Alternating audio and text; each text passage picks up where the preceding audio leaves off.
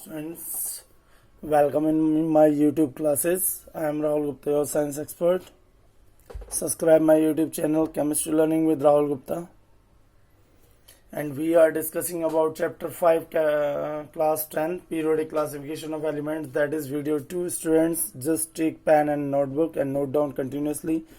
Chapter 5 start करते हैं video 2 periodic classification of elements. Students, so students हम बात कर रहे थे मॉडर्न पीरियोडिक टेबल जो कि बोहर ने प्रिपेयर की थी. According to it properties of elements all periodic function of their atomic number, जिसमें जो भी पीरियोडिक फंक्शन है वो सब एटॉमिक नंबर पर डिपेंडेंट है. So when elements are arranged according to increasing atomic number there periodicity in electronic configuration that leads to periodicity in their chemical properties.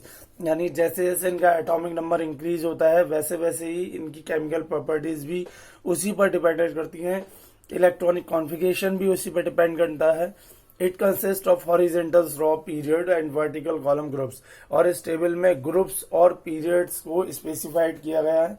Atomic number के increasing order में लगाया गया है इसे. So that is very important because that is long periodic table. Modern periodic table सबसे long periodic table है जो कि अभी भी valuable है, अभी भी चल रही है, अभी भी मान्यता मिली भी है इसे. देखिए फर्स्ट पीरियड में 2 एलिमेंट्स हैं, सेकंड में 8, थर्ड में 8, फोर्थ में 18, फिफ्थ में 18, सिक्स 32 और सेवेंथ में भी 32 एलिमेंट्स हैं अप्रॉक्स. सो स्टूडेंट्स आप इस बात से समझ सकते हैं कि ये जो एलिमेंट्स है ये एक फॉर्मूले पे बेस करके बनाया गया है 2n². अब उसमें इलेक्ट्रॉन जो है वो उसकी ऑर्बिटल, आउटर मोस्ट ऑर्बिटल या उसके ग्रुप नंबर के बेस पर डिवाइड किए गए हैं और उनकी प्रॉपर्टीज के बेस पर डिवाइड किए गए. दैट इज वेरी इंपॉर्टेंट कि उनकी प्रॉपर्टीज के बेस पर करके एटॉमिक नंबर के बेस पर इन एलिमेंट्स को इस पीरियोडिक टेबल में डिवाइड किया गया है. सो स्टूडेंट्स आपको देखना है. देखिए एस ब्लॉक शुरू के 2 एलिमेंट जो है वो बहुत लाइट, जिसमें कि हाइड्रोजन फैमिली और बेरिलियम फैमिली है. फिर लास्ट में आपके उसके बाद नॉन मेटल आते हैं, मेटलॉइड्स आते हैं, जिनमें ये आपका boron family 13 group, 14 group, 15 group, 16, 17, 18 group आते हैं.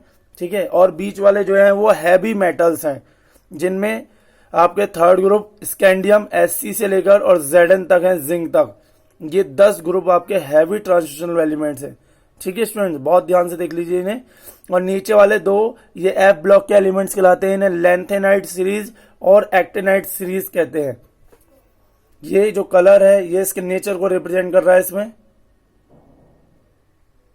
इस समय पूरी पीरियोडिक टेबल में अप्रॉक्स 118 एलिमेंट्स बिल्कुल क्लैरिफाई हैं. उनके ऊपर रिसर्च हो चुकी है, उनकी प्रॉपर्टीज को डिस्कस किया जा चुका है, एक्सप्लेन किया जा चुका है. मैंने अभी आपको बताया कि जो 21 से लेकर और 30 तक के बीच के एलिमेंट हैं 10 ग्रुप, इन्हें कहा जाता है ट्रांजिशनल एलिमेंट्स. और नीचे वालों को कहा जाता है इनर ट्रांजिशनल एलिमेंट्स. जो आपके नीचे वाले 2 दिखाई दे रहे होंगे आपको, ये लैंथेनाइड एक्टिनाइड सीरीज कहलाती है. ऊपर La है लिखा हुआ लैंथेनाइड, नीचे Ac है एक्टिनोइड. तो ये आपके इनर ट्रांजिशनल मेटल्स होते हैं. ठीक है स्टूडेंट्स, चलिए आगे बात करते हैं. Number of balance electron in atom of element decide which element will be first in period and which will be last. आपको पता होना चाहिए कि नंबर ऑफ बैलेंस इलेक्ट्रॉन जो है वो बताते हैं कि कौन सा एलिमेंट किस ग्रुप में रखा जाएगा, किस में उसे जगह दी जाएगी, वो पहले आएगा या बाद में आएगा. इन द ग्रुप फर्स्ट और सेकंड की बात करें, 13, 17 की बात करें तो ये सब नॉर्मल एलिमेंट्स है. बट 3rd to 12 ग्रुप जो है वो ट्रांजिशनल एलिमेंट्स है. 57 to 71 लैंथेनाइड सीरीज है. 89 to 103 एक्टिनाइड सीरीज है. लेफ्ट हैंड साइड पर मेटल है, राइट हैंड साइड पर नॉन मेटल है. तो ये पीरियोडिक टेबल देखकर आपको पता चल जाना चाहिए कि कौन सा एलिमेंट कहां पर डिस्क्राइब किया गया है. दिख रहा होगा स्टूडेंट्स. यदि स्टूडेंट्स वीडियोस पसंद आ रही है तो वीडियोस को लाइक करें, अपने दोस्तों से शेयर करें. देखिए 3rd to 12 जो है वो ट्रांजिशनल एलिमेंट्स होती है. 57 to 71 लैंथेनाइड, 89 to 103 एक्टिनोइड्स. आप ऐसे ही नोट करते चले जाइए, नोट्स में आपको बिल्कुल क्लियरिफाई रहेगा. फर्स्ट और सेकंड और 13 से लेकर 17 तक के जो एलिमेंट होते हैं वो नॉर्मल एलिमेंट होते हैं. फर्स्ट सेकंड नॉर्मल मेटल होते हैं, 13 to 17 नॉर्मल नॉन मेटल होते हैं। 18 ग्रुप आपका इनर्ट गैसेज यानी नोबल गैस का ग्रुप होता है जो स्टेबल होती है अपने आप में। आउटर मोस्ट ऑर्बिटल में इलेक्ट्रॉनिक कॉन्फ़िगरेशन फिक्स्ड रहता है। देखिए हम फर्स्ट ग्रुप या सेकंड ग्रुप की बात करें तो उसकी आउटर मोस्ट ऑर्बिटल में एक इलेक्ट्रॉन होना चाहिए, सेकंड ग्रुप वाली में 2 होना चाहिए। 13 में 3 रहेंगे, 14 में 4 रहेंगे, 15 में 5 रहेंगे, 16 में 6, 17 में 7। इस तरीके से इनके इलेक्ट्रॉन जो बैलेंस इलेक्ट्रॉन है वो बताते हैं कि कौन सा एलिमेंट इसमें फर्स्ट पीरियड में आना है, कौन सा लास्ट में आना है, कौन से किस पीरियड में आना है। ये पूरा उसमें प्रेजेंट आउटर मोस्ट ऑर्बिटल में बैलेंस इलेक्ट्रॉन एक्सप्लेन कर देते हैं स्टूडेंट्स। सो आपको दिखाई दे रहा होगा note, hydrogen element has been placed at the top of the first group. Electronic configuration of hydrogen is similar to alkali metals, both have 1 valence electron. Alkali metals की बात करें तो देखिए इनमें जो इलेक्ट्रॉन है वो आपके केवल आउटर मोस्ट ऑर्बिटल में 1 होते हैं। ठीक है, फर्स्ट ग्रुप के लिए 1 एलिमेंट, सेकंड ग्रुप के लिए 2, 13 के लिए 3, 14 के लिए 4, 15 के लिए 5, 16 के लिए 6, 17 ग्रुप के लिए 7, 18 ग्रुप के लिए 8। मैंने अभी आपको बताया था बिल्कुल, तो ये बात आपको समझ लेनी है बहुत ध्यान से स्टूडेंट्स। इस तरीके से आपके इलेक्ट्रॉन जो है ग्रुप में डिवाइड होते हैं। चलिए अब बात करते हैं characteristics of periods and groups के बारे में। देखिए एटॉमिक साइज की बात कर रहे थे स्टूडेंट। इस एटॉमिक साइज को आप ऐसे समझ सकते हैं, जो आपकी ऑर्बिटल रहती है वो एक थैली की तरह होता है। ठीक है स्टूडेंट्स, जब जैसे जैसे आप उसमें इलेक्ट्रॉन बढ़ाते जाएंगे वैसे वैसे उसका साइज कम होता जाएगा। So it is defined as the size of 1 atom और distance from nucleus to outer most shell of the atom. देखिए न्यूक्लियस के अंदर होते हैं आपके प्रोटॉन और न्यूट्रॉन, दिख रहा होगा आपको। प्रोटॉन ब्लू कलर में दिख रहे हैं, न्यूट्रॉन ग्रीन कलर में। और बाहर इलेक्ट्रॉन रोटेट करते हैं ऑर्बिटल्स में, जिससे उसका जो चार्ज है वो न्यूट्रल होता है। ठीक है स्टूडेंट, तो एटॉमिक साइज क्या होता है? साइज ऑफ 1 एटम और distance from nucleus to outer most shell of an atom. बाहर वाले सेल में जो एटम प्रेजेंट है उनके बीच की जो डिस्टेंस होगी उसे हम कहेंगे एटॉमिक साइज। ठीक है स्टूडेंट, समझ में आया से नहीं है? चलिए इसे देखते हैं। अब अलोंग ग्रुप बात करते हैं। It increases along group. यदि आप ग्रुप में बात करेंगे तो ये इंक्रीज होगा, क्योंकि देखिए जैसे जैसे आप नीचे से ऊपर से नीचे की तरफ जाएंगे वैसे वैसे उसमें इलेक्ट्रॉन बढ़ते चले जाएंगे। लिथियम में 3, सोडियम में 11, पोटेशियम में 19। तो ऑर्बिटल बढ़ रही है, साइज बढ़ रहा है, पर number of electron outer most orbital में सेम है। So we can say that as we move down the group every time a new shell is being added due to which size of an atom increases. इसी वजह से उसका जो size बढ़ता चला जाता है ऊपर से नीचे जाने पर। स्टूडेंट्स ये हम फर्स्ट ग्रुप का एग्जांपल लेके बात कर रहे थे। देखिए आपको इसका स्ट्रक्चर भी दिखाई दे रहा होगा। इस स्ट्रक्चर में पहले में 2 इलेक्ट्रॉन होते हैं, बाहर वाले में 8, फिर और बाहर वाले में जितने भी इलेक्ट्रॉन रह जाते हैं, जैसे 1 रह गया तो 1 लिख देंगे, 8 रहते तो 8 बना देते। चलिए बात करते हैं एटॉमिक साइज अलोंग पीरियड। तो पीरियड में जाने पर ये डिक्रीज होता है। एग्जाम्पल ले लेते हैं थर्ड पीरियड का, जिसमें सोडियम, मैग्नीशियम, फिर आपका एल्यूमिनियम, सिलिकॉन है। ये AR की जगह AL कर लीजिएगा, एल्यूमिनियम। तो देखिए पहले वाले में 1, दूसरे वाले में 2, तीसरे वाले में 3, चौथे वाले में 4 इलेक्ट्रॉन बढ़ते चले जा रहे हैं। जब इलेक्ट्रॉन बढ़ेंगे एटॉमिक साइज कम होता चलेगा। मैंने आपको बताया कि गुब्बारे में एयर भरते चले जाओगे तो क्या होगा? स्पेस कम होता चलेगा। बिल्कुल वही वाला रूल है। So we see every time a new electron is added to the same shell due to which nuclear charge increases and size decreases. Nuclear charge increase होगा, साइज डिक्रीज होगा। इलेक्ट्रॉन बढ़ेगा, charge बढ़ता चला जाएगा। अब जब charge बढ़ेगा तो साइज क्या होगा? कम होता चला जाएगा। सो that is the main effect on atomic size along period.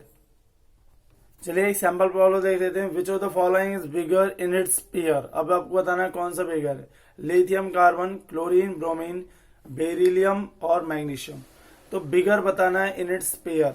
Which of the following is bigger in its pair. देखिए लिथियम की बात कर ले, लिथियम का इलेक्ट्रॉन होता है 3, कार्बन का 6, 2 1 2 4।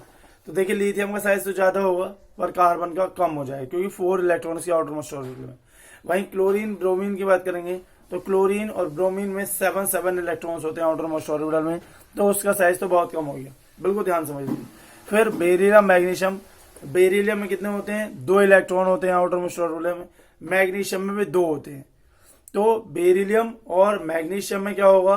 भाई उसके भी दो दो इलेक्ट्रॉन है, तो वो लिथियम से ज्यादा रख रहे हैं, बट उसका जो साइज है वो क्या हो रहा है, उसके साइज पर डिफेक्ट पड़ रहा है। देख रहे हैं स्टूडेंट कैसे इसका साइज को एक्सप्लेन किया जा रहा है। देखिए बेरिलियम का 4 होता है, मैग्नीशियम का 12, 2, 2, 2, 8, 2, तो आपको साइज पता चलना चाहिए किसका बड़ा रहेगा, तो आपका लास्ट वाला आंसर सही रहेगा। नेक्स्ट सैंपल प्रॉब्लम 2 की बात करते हैं। Compare the size of cation and anion. Cation is always smaller. Reason क्या है बेटा, क्योंकि कैटायन में से इलेक्ट्रॉन कम हो गए, एनायन इलेक्ट्रॉन एक्सेप्ट कर लेता है तो उसका साइज बढ़ गया। It is formed by losing electrons whereas an anion is formed by gaining electrons, due to which same nuclear charge on less number of electrons, therefore it is increases in cation or size decreases.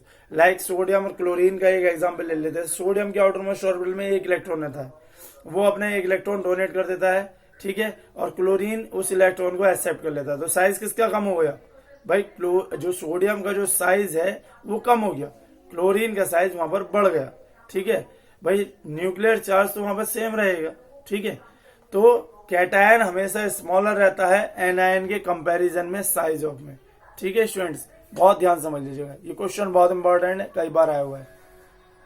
चलिए sample problem 3 की बात करते हैं। Compare the size of electron pair aluminium aluminium ion fluorine fluorine ion.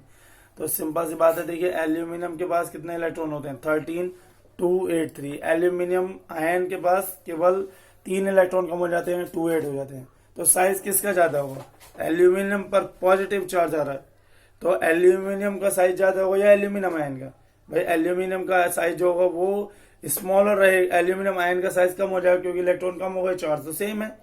Fluorine और fluoride ion की बात करें तो फ्लोरीन जो होता है उसका 9 होता है, 2, 7।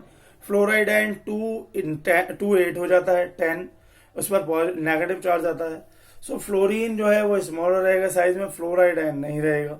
ये बात ध्यान रखनी है, यदि पॉजिटिव चार्ज आ रहा है तो उसका साइज कम, यदि नेगेटिव चार्ज आ रहा है तो उसका साइज ज्यादा, ठीक है स्टूडेंट्स। चलिए सेकंड बात करते हैं आयनाइजेशन एनर्जी की। So it is the amount of energy required to remove loosely bonded electrons from outer most shell of an atom. जब किसी भी सेल में आउटर मोस्ट ऑर्बिटल में इलेक्ट्रॉन प्रेजेंट है तो उस इलेक्ट्रॉन को वहां से लूज करने के लिए जो अमाउंट ऑफ एनर्जी चाहिए होती है, उस अमाउंट ऑफ एनर्जी को कहा जाता है आयनाइजेशन एनर्जी, ठीक है स्टूडेंट। दिख रहा है आयंस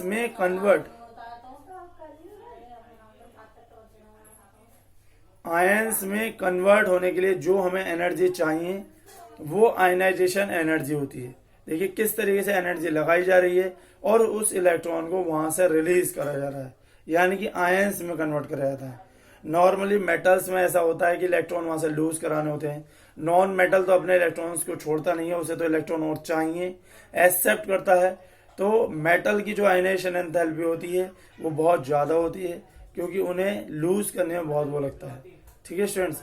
अलोंग ग्रुप की बात करें तो it decreases, consider first to last. देखिए फर्स्ट ग्रुप में देख लीजिए, जैसे जैसे हम नीचे की तरफ जा रहे हैं, we move down every time a new shell is being added, due to which an charge decreases and size increases, less energy is required and remove an electron. Energy कम होती चली जाएगी क्योंकि क्या है, आप बिल्कुल सिंपल सी बात है, ऐसे समझ लीजिए, बच्चे और पेरेंट्स वाली बात है। जैसे जैसे बच्चे पेरेंट्स से दूर होते जाते हैं वैसे वैसे उन्हें कम वो लगती है, कम ताकत लगती है, कम एफिशिएंसी लगती है, टेंडेंसी कम लगती है बिगड़ने में। सो बिल्कुल सिंपल सी बात है, न्यूक्लियस से जैसे जैसे इलेक्ट्रॉन का साइज दूर होगा वैसी वैसी उसे कम एनर्जी लगेगी, ठीक है students. So that is very important that the parents will be always nearest to your child, यानी ये पेरेंट्स के लिए भी बहुत जरूरी है कि वो बच्चों को अपने बिल्कुल नजदीक रखें। बिल्कुल सिंपल सी बात है, न्यूक्लियस इलेक्ट्रॉन को अपने पास रखेगा तो वो उस इलेक्ट्रॉन को खोने नहीं देगा, इलेक्ट्रॉन को लूज नहीं करेगा। और नॉर्मली आजकल के यदि हम टाइम की बात करें तो we know very well there is no time to the parents to discuss the problems with childs, so that is very important to not to clear the societies. So along group की हम बात कर रहे हैं, तो जैसे जैसे हम इलेक्ट्रॉन साइज पे दूर जाएंगे वैसे वैसे हमारा साइज जो होगा वो इंक्रीज होता जाएगा, और इंक्रीज होने की वजह से इलेक्ट्रॉन जो अलग होने की एनर्जी है वो कम होती जाएगी। चलिए बात करते हैं along period. Along period it increases. देखिए 1 इलेक्ट्रॉन, फिर 2 इलेक्ट्रॉन, फिर 3 इलेक्ट्रॉन, फिर 4 इलेक्ट्रॉन। ये सोडियम, मैग्नीशियम, एल्यूमिनियम, सिलिकॉन की बात हो रही है। As we move along period every time a new electron is added to same cell. हर बार एक इलेक्ट्रॉन बढ़ रहा है बट उसी सेल में, due to which charges increases, size decreases, charges increases. Size कम हो रहा है, चार्ज बढ़ता चला जा रहा है। That means nuclear has more attraction for electron and large amount of energy is required. ज्यादा अमाउंट ऑफ एनर्जी चाहिए जब उसकी न्यूक्लियर में अट्रैक्शन इलेक्ट्रॉनों का बढ़ जाएगा। भाई इलेक्ट्रॉन का अट्रैक्शन बढ़ गया, अमाउंट ऑफ एनर्जी ज्यादा चाहिए, बिल्कुल सिंपल सी बात है, इलेक्ट्रॉन डिस्चार्ज करने के लिए। चलिए एक सैंपल प्रॉब्लम की बात कर लेते हैं। Out of 2 elements with atomic number 19 and 16 which have higher ionization enthalpy and why. किसको ज्यादा आयनाइजेशन एनर्जी चाहिए और क्यों? देखिए 19 क्या होता है 2881 पोटेशियम होता है, 16 सल्फर 286। अब बताइए 6 इलेक्ट्रॉन है थर्ड ऑर्बिटल में और फोर्थ ऑर्बिटल में उसके 1 इलेक्ट्रॉन है, तो 1 इलेक्ट्रॉन निकालने में कम एनर्जी चाहिए होगी या 6 इलेक्ट्रॉन निकालने में कम एनर्जी चाहिए होगी? बिल्कुल सिंपल सी बात है भैया, आपके 6 इलेक्ट्रॉन को जब 6 रहेंगे इलेक्ट्रॉन तो उन्हें एनर्जी ज्यादा चाहिए होगी, बहुत ज्यादा चाहिए। So out of both element with atomic number 16 will have higher ionization enthalpy energy due to same small size and high nuclear charge। समझ में आया स्टूडेंट्स? सो ये इंपॉर्टेंट पॉइंट है आपके सामने। एक और प्रॉब्लम देख लेते हैं, sample problem 5। Compare first, second and third ionization energy of magnesium. Student देखिए जैसे जैसे इलेक्ट्रॉन बाहर निकलेंगे वैसे वैसे एनर्जी और ज्यादा चाहिए। एक पहला इलेक्ट्रॉन निकालने में एनर्जी कम लगेगी, अगला इलेक्ट्रॉन निकालने में उससे ज्यादा एनर्जी चाहिए, उससे अगला इलेक्ट्रॉन निकालेंगे उससे भी ज्यादा एनर्जी चाहिए। सो फर्स्ट आयनाइजेशन एनर्जी क्या होगी? कम होगी, सेकेंड उससे ज्यादा होगी और थर्ड सबसे ज्यादा आयनाइजेशन एनर्जी होगी मैग्नीशियम की। देख लीजिए इलेक्ट्रॉन के बेस पर, भाई मैग्नीशियम में आपके क्या होते हैं 2 इलेक्ट्रॉन होते हैं आउटर मोस्ट ऑर्बिटल में। पहला निकालोगे तो निकल जाएगा आसानी से, दूसरे निकालोगे उससे भी ज्यादा आसानी से नहीं निकलेगा, कठिनाई से निकलेगा, एनर्जी अमाउंट ज्यादा चाहिए। और जब आप सेकंड सेल में पहुंच जाएंगे उन 8 इलेक्ट्रॉनों में से 1 इलेक्ट्रॉन निकालने की कोशिश करेंगे, क्योंकि वो अपने आप में स्टेबिलिटी ले चुका है 2 इलेक्ट्रॉन लूज करने के बाद, तो उसमें सबसे ज्यादा एनर्जी चाहिए थर्ड इलेक्ट्रॉन लूज करने के लिए। फर्स्ट आयनाइजेशन एनर्जी सबसे कम होगी, सेकंड वाली उससे ज्यादा होगी, थर्ड वाली सबसे ज्यादा होगी। So students thank you for this video. Like करें वीडियो, शेयर करें अपने दोस्तों से यदि आपको पसंद आई हो तो। Okay students, thanks my dear students, love you, stay at home, be safe, enjoy with family, good bye students.